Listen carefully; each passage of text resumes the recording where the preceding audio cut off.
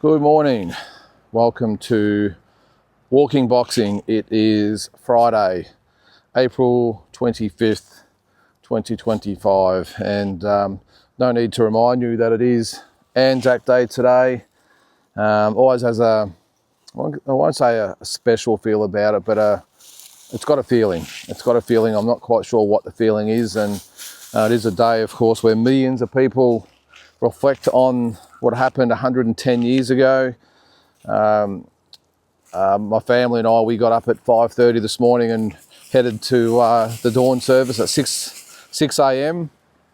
And I'm sure sometimes, I mean, our boys are 20 and 18, and I think it's just the penny sort of starting to drop with them now, but I have sort of wondered in the past, so they actually realise what they're sort of getting up for, and I've always tried to reinforce the meaning behind it. But I know sometimes, like, why are you dragging us out of bed at this time of the morning? But as I said, I've just got the feeling at this age now, and well, maybe a year or two ago, that they actually realise what they're getting up for, so we don't have to drag them out anymore. But no one likes to get up at 5:30, I'm sure. But to actually get to the service and hear what's normally a brief ceremony. I mean, today our one only went for about 15 minutes, but it's just more the symbolism of it, and of course paying your respects. But geez, you know, when they play the last post, you know, I've been doing this for a long time, probably like a lot of you out there, and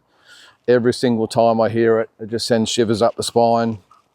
I've got to say this morning, though, our national anthem was probably spoiled a little bit, though, because the guy that was hosting the service decided he would sing along in his microphone. And let's just say that he's not going to be on Australian Idol anytime soon. I don't know why he decided to sing it.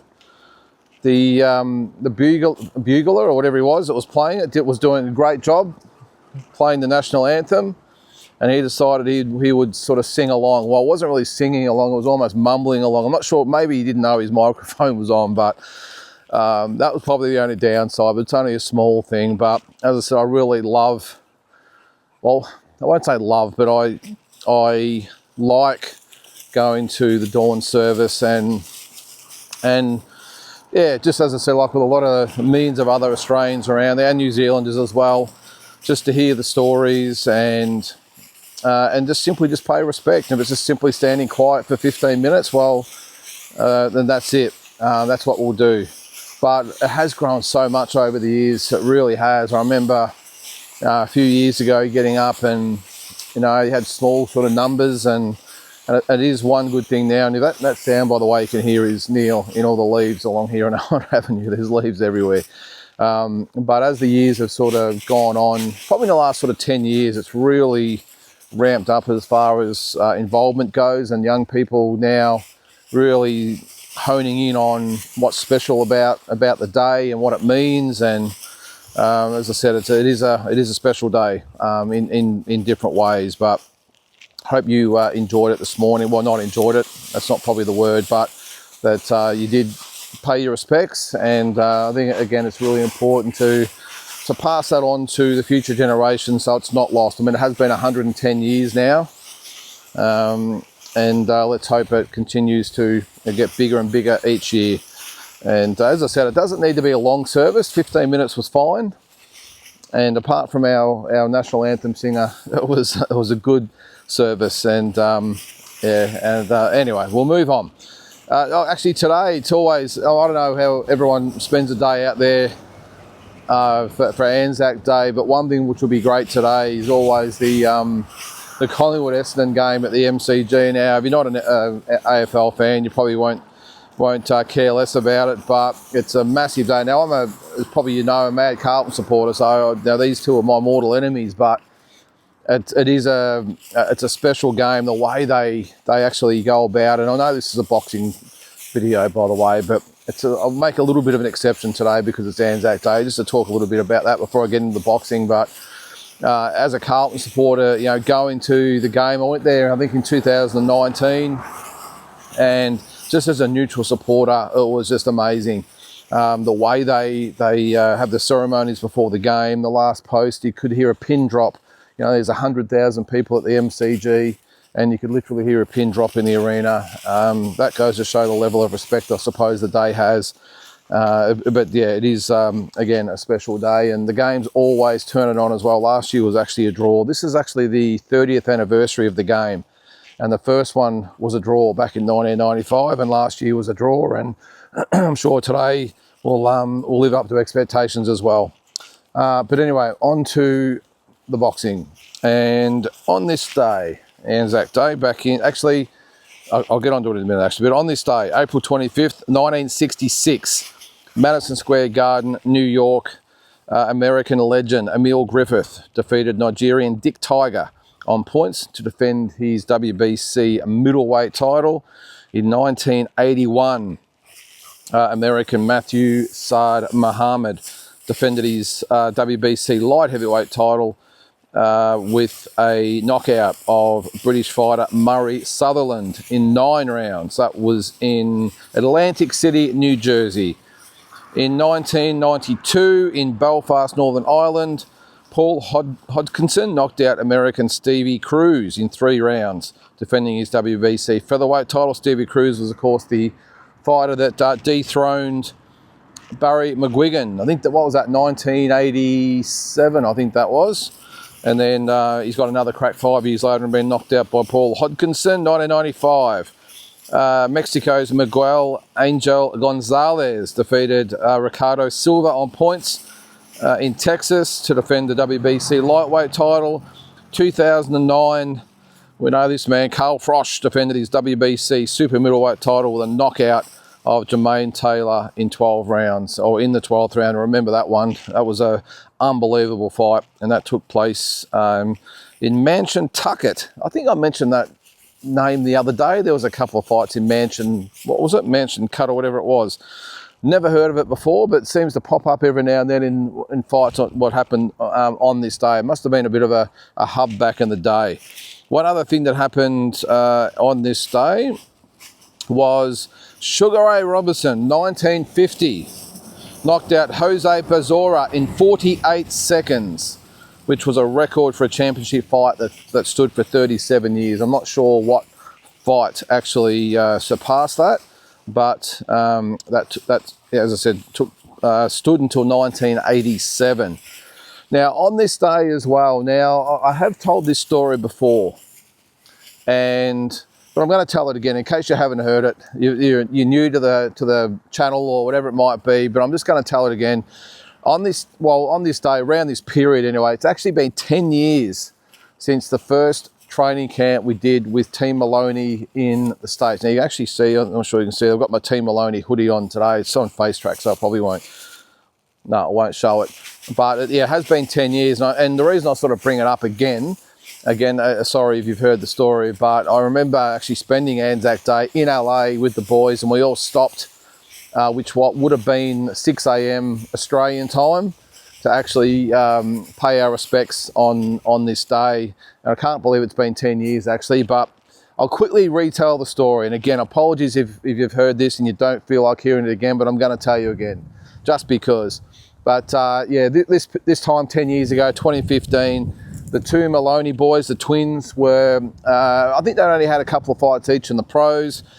We went to the States pretty much on a whim. There was supposed to be just 4 of us going, myself, Brian Butler, and the 2 boys. And ended up being 12 of us that ended up going. Various people, to various reasons, all came over. So 12 of us went over there. We didn't really have a plan, except we're going to go to the wild card in LA and then end up in Las Vegas to finish the camp. And what turned out to be just going over there and winging it, we ended up being one of the trips of a lifetime. And I'm sure if you talk to everyone that was there, you know, they'd agree. But we went to the wild card. We had no plans. Well, we hadn't made contact with anyone. We just rolled up. They initially weren't going to let us in because there were so many of us. And it was a couple of weeks before Mayweather and Pacquiao. So Pacquiao was training at the gym. And of course, every day there was just hundreds of people around and just all trying to get in, parked out the front, wanting photos and all this sort of stuff. And 12 of us Aussies rock up and they weren't too happy about it. But a little bit of sweet talking later got us in. Andrew sparred, and I can't remember his name. When I told the story about 6 months ago, I still couldn't remember his name. I should have looked it up. A Filipino. He's an ex-former world champion at light flyweight or something, but Andrew sparred with him at the wild card. Miguel Cotto was training for his fight with Daniel Geale. Jade Mitchell was there, and ended up sparring daily with Miguel Cotto, getting paid $100 US per round. So his holiday was well and truly paid for. Then we ended up going, and we ended up sort of, by the way, meeting Pacquiao and I in the gym while we were there as well. Then we went to Oxnard, California, and the twins were just supposed to spar with a couple of local boys. They did do that, and then Vasily Lomachenko was training for the undercard of Mayweather-Pacquiao. And I can't remember who he fought, but he was there training. His sparring partners couldn't make it, or his sparring partner couldn't make it. And the boys ended up sparring with Vasily Lomachenko. I think Jason sparred with him twice, Andrew once. And what a thrill it was for them, and a thrill for us. I mean, it was literally, not all of us were in the room, but there was probably about 7 or 8 of us there, plus Vasily Lomachenko's team of about half a dozen. So that's all that were in the room watching Vasily Lomachenko up close and personal sparring with the boys. And I tell you, you've never seen anything like this guy.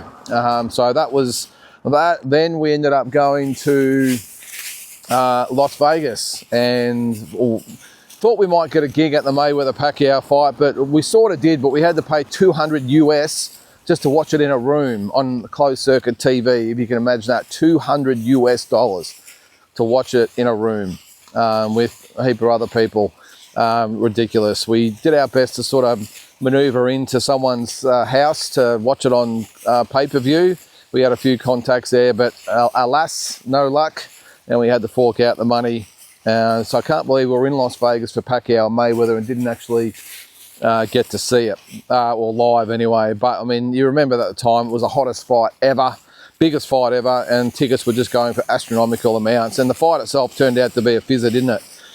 But then, yeah, it was a really good way to end the trip. And of course, the boys went on to bigger and better things after that. And look, the whole trip at the start was really just to, as I said, it was just the 4 of us going, myself, Brian and the boys, just to go over and maybe do a little bit of training, maybe get some sparring, and sort of more so take in, you know, the sights and sounds of a big event, just to sort of get them exposed to that. And ended up being, as I said, the trip of a lifetime. But yeah, it was amazing to think what we got up to in the 2 weeks we were over there. So I look back on it fondly. And that was 10 years ago. Well, we'll call it, I won't say it's today, but it was this week. But we did stop in Los Angeles after training at the Wildcard. I remember it. We stopped and paid our respects at 6 a.m. Australian time for Anzac Day. Now, I was going to say it's tonight, but it's actually tomorrow night. There's actually a fight night in, where is it? I didn't even really know about this, so that's why I haven't mentioned it. It must be in Brisbane.